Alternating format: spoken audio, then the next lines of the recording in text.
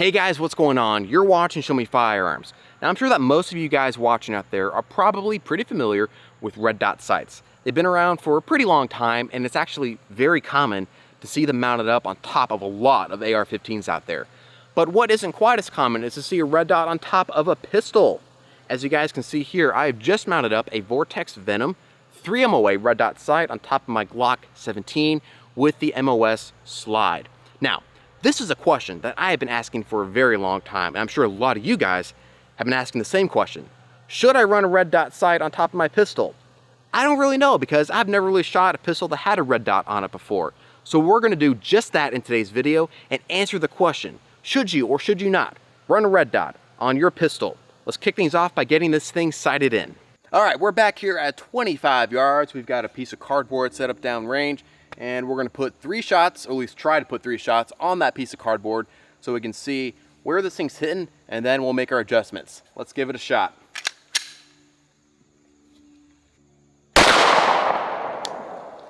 I do believe that was way low. I saw a lot of dirt fly up. I don't even think we hit the cardboard. Yeah, already I can tell we're about a foot low or so. Yeah, we're hitting way low. I'll make some adjustments and we'll give it another shot.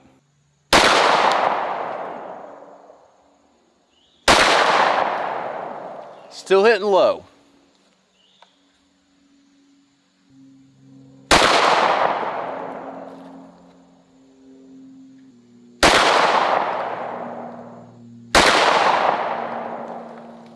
All right, let's head down range, take a look, and see what adjustments we need to make. So I've been aiming at that little black dot right there. These pieces of tape, those are from other hits when I was trying to sight in my Taurus Tracker 44.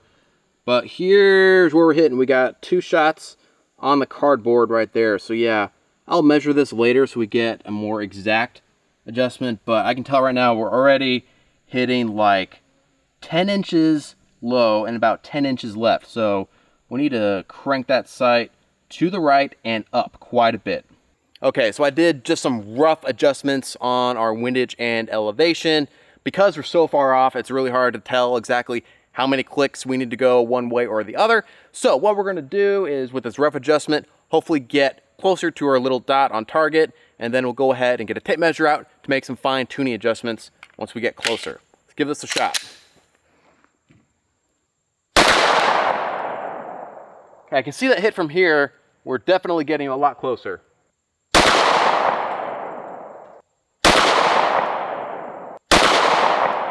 Okay, so again, we're aiming at this little black dot right here, and then here's our grouping. So we got 3 pretty good hits down here.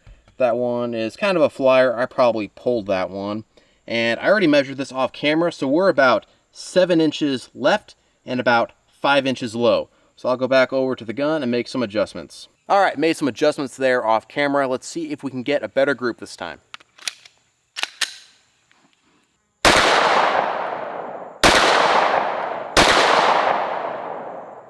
One thing I have found out so far with this Vortex Venom is the windage and elevation adjustment dials. They're very, very sensitive. Like when you take this little screwdriver that Vortex includes with it to make those adjustments, the feedback from when it goes over 1 click is very, very subtle. It's very hard to tell if it actually clicked over or not. So that is one thing that is a little bit disappointing about this red dot, is that it's just very hard to tell if you actually click the dial over or not, because like I said, it's very difficult to feel because it is such subtle feedback when you're clicking it left and right with that little screwdriver. All right, so we're getting pretty close with getting that Vortex Venom sighted in. At this point, it's just gonna be a few more minor adjustments, so kind of boring. So I'm gonna go ahead and turn the camera off here, and I'll check back in with you guys after I got this thing dialed in just perfect. All right, I got this thing pretty well zeroed off camera, still having a few flyers from time to time, but I'm thinking that's probably just me not being used to shooting a red dot on top of a pistol, so I'm probably pulling those shots, but I think the sight is pretty much zeroed. So let's give this thing a try. Let's try putting some rounds downrange on that steel target from about 20 yards. Nice. All right, fresh mag. I'll go ahead and unload this on that steel target, and then let's have a final discussion about whether or not you should mount a red dot on top of your pistol.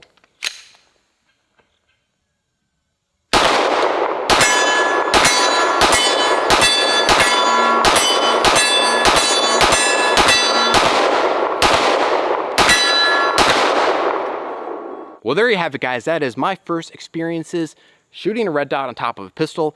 Also my thoughts and opinions on running a red dot on your pistol. Again, whether or not you guys should go out there and put a red dot on your pistol, it's totally up to you. It's purely personal preference. For me personally though, I am kind of liking it. Being cross-sight dominant, it does help me to get good shots on that target down range. So I think I'm going to use it just as another tool to help me.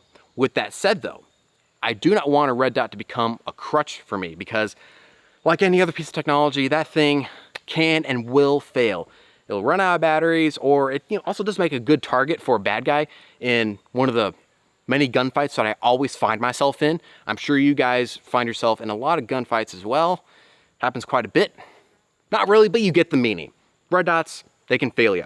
Iron sights, probably not going to fail you. So use the tool to your advantage, but don't let it become a crutch. Always know how to go back to basics using those iron sights. Thanks so much for watching this video. I appreciate you guys being here. Please don't forget to like, share, and subscribe, especially if you want to see more great content like this coming your way. Thanks so much for watching this video. I appreciate you all being here. And until next time, show me them firearms.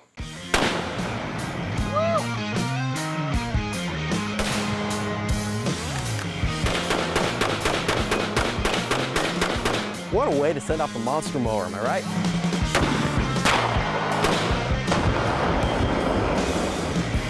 So much freedom!